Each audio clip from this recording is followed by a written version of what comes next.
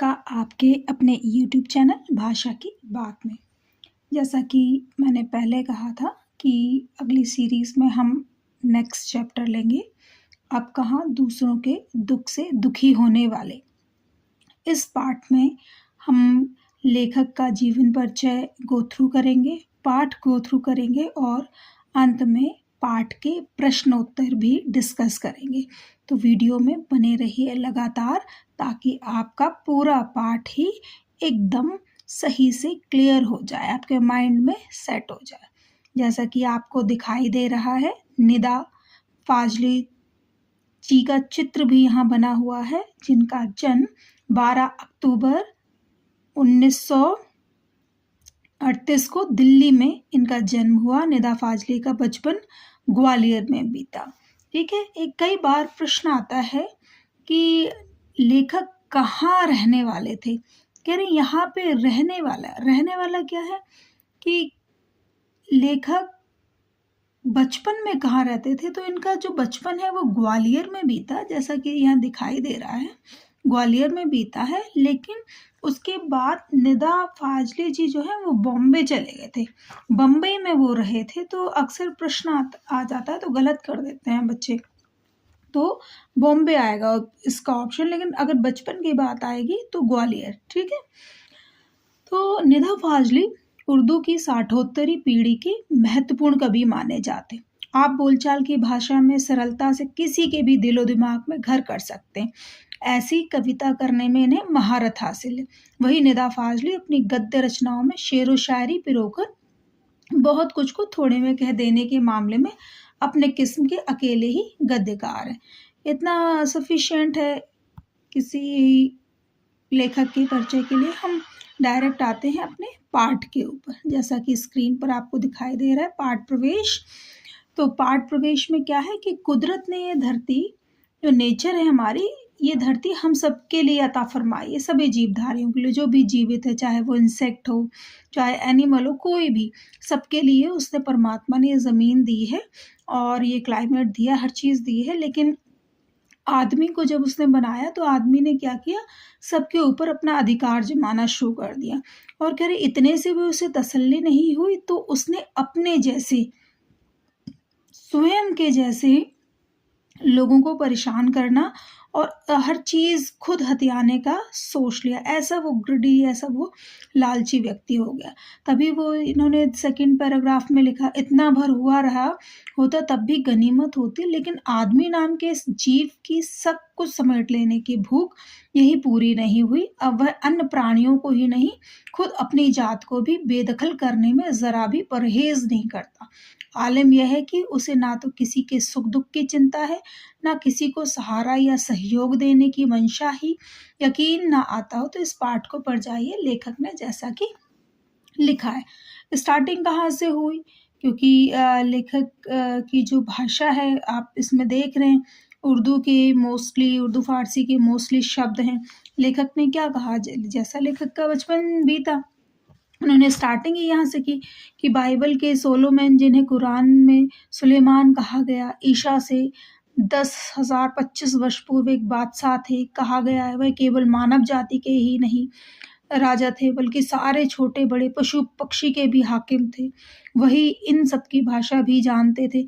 तो इसी प्रकार से जब हम ग्रंथों की, पुराणों की बात लेते तो हिंदू धर्म में मनु नाम के राजा का जिक्र है, जो सारी पृथ्वी के राजा थे। ठीक है, अब देखते हैं कि वह केवल मानव जाति के ही राजा नहीं थे, सारे छोटे बड़े पशु पक्षियों के भी हाकिम थे। तो यहाँ पे उन्होंने उस सोलेमन या सोलोमन का जिक्र किया है, जो चींटियों की भी भाषा समझते थे। आइए बढ़ते हैं आगे इसी पाठ में। तो जब कोई भी व्यक्तित्व है, जो व्यक्ति है, जो भाषा समझ सकता है, तो वो क्या, सारी प्रकृति को अपने माँ के समान या अपने बच्चे के समान वो उस चीज़ को देखता है। तो आगे बढ़ते हैं। क्या है, ऐसी एक घटना का जिक्र सिंधी भाषा के महाकवि शेख अयाज ने अपनी आत्मकथा कहते हैं ऑटोबायोग्राफी को। तो उन्होंने अपनी आत्मकथा में लिखा है कि उनके जो पिता हैं वो कितने ज़्यादा प्रकृति प्रेमी थे या लोगों के ऊपर उपकार करने वाले। कह रहे जब नहाने गए वो, तो एक चीटा जो होता है, च्योंटा या चीटा एंट उनके बाजू पर चढ़ गई, तो वो नहाकर कुएँ से पहले, क्योंकि घरों में तो इस तरह से कोई अ, बात नहीं लेता था, लोग जो जाते थे कुओं में, तालाबों में, नदियों के किनारे वहीं से नहाकर आते थे। तो उनकी बाजू पे एक च्योंटा चढ़ गया और वो च्योंटा जब वो खाना खाने बैठे तो देख रहे हैं कि उनकी बाजू पे शोल्डर के पास वो च्योंटा रेंग रहा है, तो उनको बहुत दुःख हुआ कि उन्होंने बेघर कर दिया। तो वो फटाफट गए और वहीं जहाँ पर न कुएँ पे, और उसको वहीं छोड़ कर आए। जबकि माँ ने उनकी कहा कि नहीं, भोजन छोड़ के क्यों जा रहे? कह रहे नहीं, नहीं, मैंने किसी को बेघर कर दिया।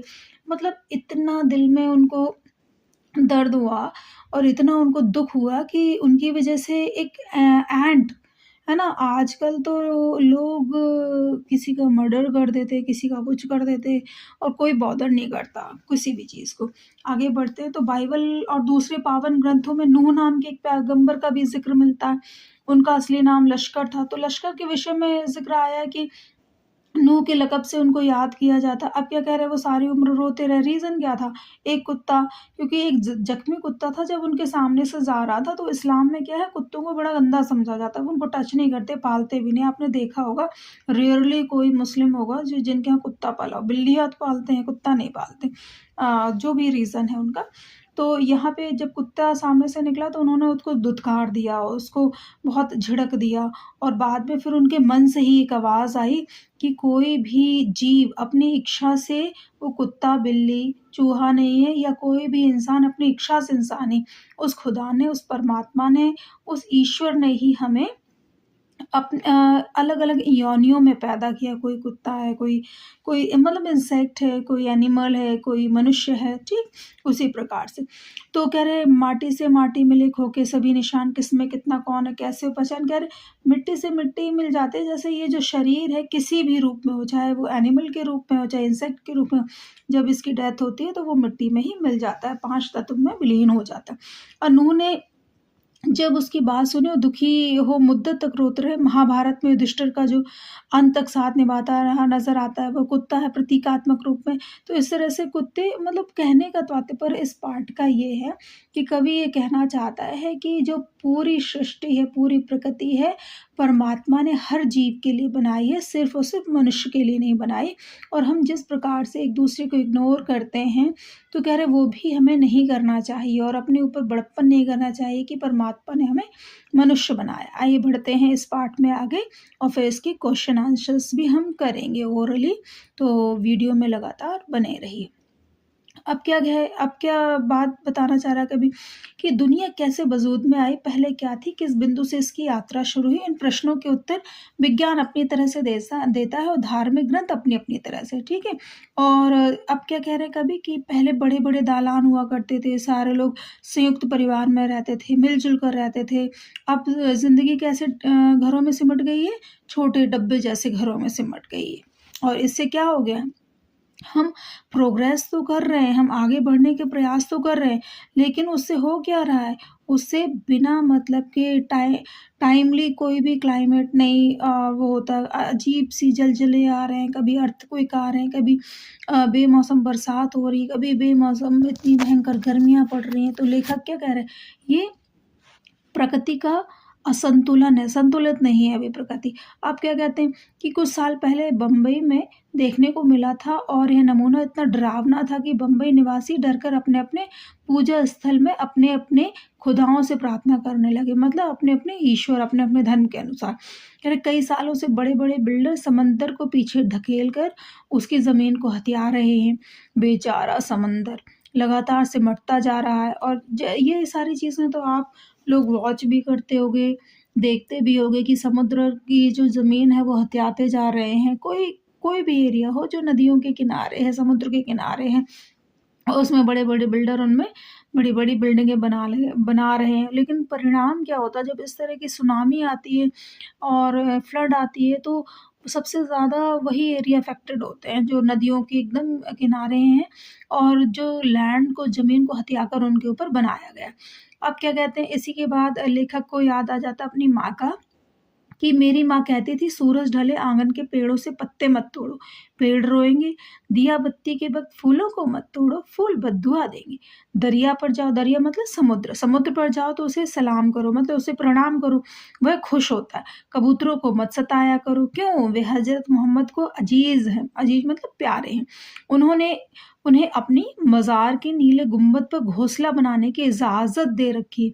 मुर्गे को परेशान नहीं किया करो, वह मुल्ला जी से पहले मोहल्ले में अजान, मतलब प्रकृति से जुड़ा हुआ है हर व्यक्ति। ऐसा नहीं कि सिर्फ वो अपने विषय में सोच रहा है, बस भागम भाग में लगा हुआ है। तभी यहाँ कवि ने लिखा है कि क्योंकि लेखक जो है निदा फाजली वो कवि भी हैं और गद्यकार भी। सबकी पूजा एक सी अलग अलग है रीत, मस्जिद जाए मौलवी कोयल गाए गीत, मतलब सभी की पूजा जो है वो एक ही सी है। एक सी मतलब क्या है? चाहे उसको करने के तरीके अलग हो, मतलब हर पूजा परमात्मा से मिलाने का एक प्रयास है, परमात्मा तक पहुंचने का एक प्रयास है। लेखक ने लिखा कि ग्वालियर में हमारा एक मकान था आ गया ना यहाँ पे, तो लेखक अब कहाँ रहता है? बॉम्बे में रहता है। मकान था की बात कर रहे हैं। उस मकान के दालान में 2 रोशनदान थे और उसमें कबूतर के एक जोड़े ने घोंसला बना लिया था। एक बार बिल्ली ने उचक्कर 2 में से एक अंडा तोड़ दिया। मेरी माँ ने देखा तो उसे दुख हुआ। उसने स्टूल पर चढ़कर दूसरे अंडे को बचाने की कोशिश की, लेकिन इस कोशिश में दूसरा अंडा उसी के हाथ से गिरकर टूट गया। कबूतर परेशानी में इधर-उधर फड़फड़ा रहे थे। उनकी आंखों में दुख देखकर मेरी माँ को आंखों में आंसू आ गए और इस गुनाह को खुदा से मुआफ़ करने के लिए उसने पूरे दिन रोज़ा रखा। दिन भर कुछ खाया पिया नहीं, सिर्फ रोती रही और बार-बार नमाज़ पढ़ कर खुदा से इस गलती की मुआफ़ी माँगती रही। लेकिन बेटा आज की दुनिया में ऐसा अब कोई नहीं करता। इसी से पता चलता है कि प्राचीन काल में, पुराने समय में इवन लोग बहुत ही ज़्यादा दयालु प्रवृत्ति के थे, उनमें ह्यूमैनिटी बहुत ज़्यादा भरी हुई थी। इसकी वजह से वो ऐसा हुआ करता था। लेकिन अब लेखक क्या कहता है? ग्वालियर से बम्बई की दूरी ने संसार को काफ़ी कुछ बदल दिया है। मतलब लोग क्या है, से प्रगति की ओर चल रहे हैं। तो वारसोवा में जहाँ आज मेरा घर है, पहले यहाँ एक जंगल था, पेड़ थे, परिंदे थे और दूसरे जानवर थे। अब यहाँ समंदर के किनारे लंबी चौड़ी बस्ती बन गई है। इस बस्ती ने न जाने कितने परिंदे चरिंदों को क्या किया है और दूसरे जानवरों को अब यहाँ से बिल्कुल बेदखल कर दिया है। सब इधर-उधर अपना या तो घोंसला बना लिया है जो सर्वाइव करे, जैसे कबूतर की जो प्रजाति है वो सर्वाइव कर गई है, तो वो वहीं ऊँचे मचानों पर घोंसला बना कर के रहते हैं। अब लेखक ने इसमें क्या लिखा था कि 2 कबूतर ने मेरे फ्लैट के एक मचान पे घोंसला बना लिया और अपने बच्चे वहीं पे दिए हैं उन्होंने अंडे, और अभी वो छोटे हैं बच्चे। तो कह रहे कि उनके खिलाने-पिलाने की ज़िम्मेदारी अभी बड़ी कबूतरों की है। वे दिन में कई-कई बार आते-जाते हैं और क्यों ना आए जाएँ, आखिर उनका भी घर है। लेकिन उनके आने-जाने से हमें परेशानी भी होती है। वे कभी किसी चीज़ को गिराकर तोड़ देते हैं, कभी मेरी लाइब्रेरी में घुसकर कबीर या मिर्ज़ा गालिब, क्योंकि जो कवि है या लेखक हैं वो एक राइटर है ना, तो ज़ाहिर-सी बात है उनकी शेल्फ में बड़े-बड़े राइटर्स और इन लोगों की पुस्तकें ज़रूर होंगी, क्योंकि रीडर बहुत अच्छे होते हैं। जो राइटर होता है ना, जो आगे बढ़ने का प्रयास करता है, जो जितने भी सक्सेसफुल लोग आप लोगों ने देखे होंगे वो बहुत ही ज़्यादा किताबी कीड़ा रहते हैं। मीन्स क्या है, वो कुछ ना कुछ पढ़ते रहते हैं नया। तो मिर्ज़ा गालिब को सताने लगते हैं, ऐसे कवि ने यहाँ पे एक तरह का सुंदरता प्रस्तुत कर दी है। कह रहे इस रोज़-रोज़ की परेशानी से तंग आकर मेरी पत्नी ने उस जगह जहाँ उनका आशियाना था एक जाली लगा दी है। उनके बच्चों को दूसरी जगह कर दिया है। उनके आने की खिड़कियों को भी बंद कर दिया जाने लगा है। खिड़की के बाहर अब दोनों कबूतर रात भर खामोश उदास बैठे रहते हैं। लेखक को उन कबूतरों के अंदर क्या दिख रहा है? उदासी दिख रही है। एक मानवीकरण टाइप का आपको एक अलंकार दिख रहा है कि कवि या जो गद्यकार है उसके मन में भी दया प्रेम है और कबूतरों में उन्हें उदासी दिखाई दे रही। मगर अब ना सोलोमैन है जो उनकी जुबान को समझकर उनका दुख बाँटे, ना मेरी माँ जो इनके दुखों में सारी रात नमाज़ों में काटे। कह रहे नदियाँ सींचे खेत को, तोता कुतरे आम, सूरज ठेकेदार सा सबको बाँटे काम। कह रहे नदिया का काम क्या होता है? सींचने का, वाटरिंग करने का खेतों को। तोते का काम क्या है? वो आम को कुतर-कुतर के नीचे डालता रहता है। और सूरज क्या है? सूरज सबको जैसे ही सुबह उगता है सबको काम बाँट देता है। लोग अपने कामों पे जाने को तत्पर होते हैं। आइए करते हैं प्रश्नोत्तरी। मौखिक प्रश्न में बड़े-बड़े बिल्डर समुद्र को पीछे क्यों धकेल रहे हैं? क्यों धकेल रहे हैं भाई? क्योंकि उन्हें बिल्डिंगें बनानी है, प्रगति की ओर चल रहे हैं, उन्हें प्रकृति से कोई मतलब नहीं। चले चाहे भले ही इसका भुगतान उन्हें अपनी जानों से गँवाना पड़े। लेखक का घर किस शहर में था? ठीक है, था। लेखक का घर किस शहर में था में क्या आएगा? उसका घर पहले ग्वालियर शहर में था और जब आप राइटिंग में करोगे तो ग्वालियर शहर में था और लेखक अब बॉम्बे में रहता है। जीवन कैसे घरों में सिमटने लगा है? डब्बे जैसे घर, माचिस के डब्बे जैसे घरों में सिमटने लगा है। कबूतर परेशानी में इधर-उधर क्यों फड़फड़ा रहे थे? क्योंकि उनकी जो माँ है, उनकी माँ से अंडा टूट गया था, इसकी वजह से फड़फड़ा रहे थे, वो दुखी हो रहे थे। अब 25 से 30 शब्दों वाले कर लेते हैं। कह रहे अरब में लश्कर को नूह के नाम से क्यों याद किया जाता है? क्यों याद किया जाता है? क्योंकि कुत्ते वाला ज़िक्र इसमें आया है कि अरब में नूह जो एक पैगंबर थे, मतलब नूह नाम के एक पैगंबर का ज़िक्र है, जिनका असली नाम लश्कर था और अरब ने उनको नूह के लक़ब से याद किया। लक़ब मतलब क्या होती है? एक मैसेंजर या एक विचार या थॉट उसके नाम से, क्योंकि उन्होंने वो एक गंदा कुत्ता था, ज़ख्मी था, उसको धुतकार दिया था। फिर उनके मन से ही आवाज़ आई कि कोई अपनी मर्ज़ी से कुत्ता नहीं या कोई अपनी मर्ज़ी से इंसान नहीं। तो ये वाला चीज़ आप इसमें लिखेंगे। और लेखक की माँ किस समय पेड़ों के पत्ते तोड़ने के लिए मना करती थी? शाम के समय वो मना करती थी। क्यों? क्योंकि हम ज़्यादातर आपने देखा होगा ना, हमारी माएँ भी मना करती हैं, जो बड़े हैं वो मना करते हैं कि रात को पेड़ों को मत टच करो, पेड़ सो रहे हैं। ठीक है? तो लेखक की माँ भी शाम के समय, रात के समय पेड़ों को टच करने से मना करती थी। प्रकृति में असंतुलन का परिणाम क्या है? असंतुलन का क्या परिणाम हुआ? जो बॉम्बे वाला ज़िक्र आया है ना, कवि ने लिखा है, असंतुलन का परिणाम क्या हुआ कि उन्होंने जो समुद्री जहाज जो थे उनको उठा कर के फेंक दिया, फिर जगह-जगह वो गिरे और बेमौसम बरसातें, जलजले, तूफ़ान और नित नए रोग और जो कोविड अभी आया था वो क्या है? वो प्रकृति के असंतुलन का ही परिणाम है। प्रकृति से छेड़छाड़ की किसी भी देश ने की हो, लेकिन पूरे संसार को उसका भुगतान भुगतना पड़ा। लेखक की माँ ने पूरे दिन रोज़ा क्यों रखा? क्योंकि उनसे गलती से एक अंडा टूट गया था, इसलिए डिटेल में लिखोगे आप लोग। लेखक ने ग्वालियर से बॉम्बे तक किन बदलावों को महसूस किया? पाठ के आधार पर स्पष्ट करें। इसमें आप यहाँ से जलजले तूफ़ानों वालों लेकर के और जो समुद्र है, समुद्र के ऊपर जहाज, और जहाज जब सुनामी आई तो किस तरह से फेंक दिया उसने जहाज़ों को, ये वाला पार्ट आप कवर करोगे इसमें। डेरा डालने से आपको क्या समझते हैं? डेरा डालना मतलब रहना, किसी प्लेस पे जाकर के रहना। शेख अयाज के पिता अपने बाजू पर काला चिमटा रेंगता देख भोजन छोड़कर क्यों उठ खड़े हुए? क्योंकि उनके मन में क्या आया कि उन्होंने एक घरवाले को बेघर कर दिया है, तो उनके अंदर ह्यूमैनिटी है, इसलिए वो उसको बाहर उनके प्लेस पे छोड़ने गए। और 50 से 60 शब्दों में बढ़ती हुई आबादी का पर्यावरण पर क्या प्रभाव पड़ रहा है? बढ़ती हुई आबादी का पर्यावरण पर क्या पर्यावरण पर्यावरण असंतुलन बढ़ रहा है, इसमें आप इस तरह से लिखेंगे। लेखक की पत्नी को खिड़की में जाली क्यों लगानी पड़ी? क्यों? क्योंकि दोनों कबूतर का जो पेयर था वो बार-बार घर के अंदर आकर के परेशान कर रहा था, सामान खराब कर रहा था, जैसे कि यहाँ पे इस पैराग्राफ में लिखा हुआ है, आपको दिखाई भी दे रहा होगा।